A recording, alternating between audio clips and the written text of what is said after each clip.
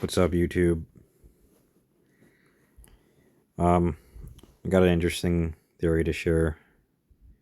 Um, but it's actually based on a video that I released for the first time a few months ago. Within the past few months, it was the first time I ever even spoke of the theory on my YouTube channel. It was the first time I even argued to the position that it could be credible, a theory.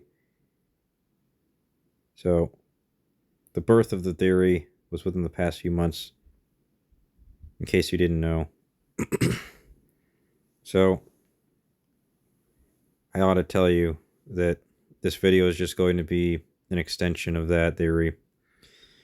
I'm going to try to keep it short, of course, and I likely will because there's not very much to add to this theory. Uh, Basically, what I'm referring to is the theory regarding why the United States is actually the weakest country in the world and always has been. And that's not what the media says, but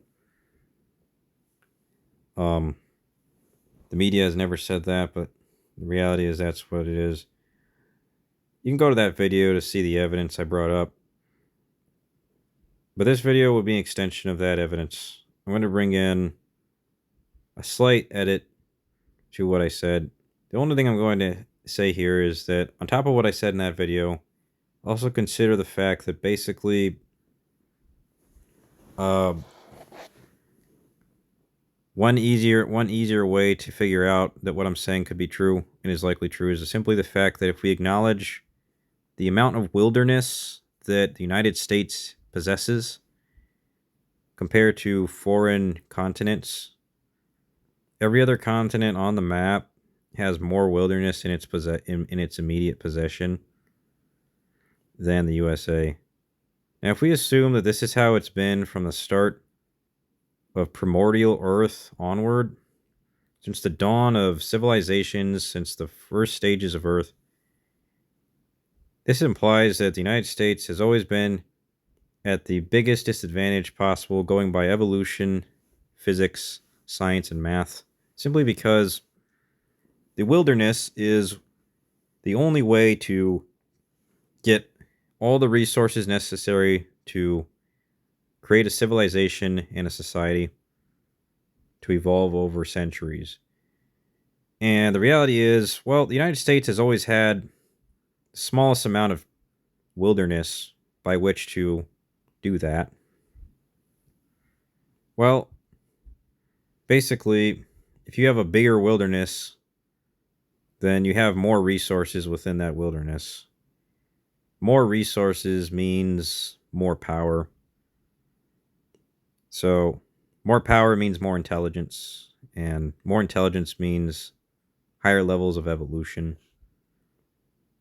It's all competition when you're talking about primordial Earth, where it starts off as competition and it doesn't stop being competition based. It was all a race for who could evolve quicker by having more resources at once, and the United States always had the smallest amount. Again, you can look at the map of the entire world, and it indeed shows the United States is not only much smaller than almost every other country on the map, but of course, on top of that, it also has the smallest amount of wilderness in its immediate possession, and it always has.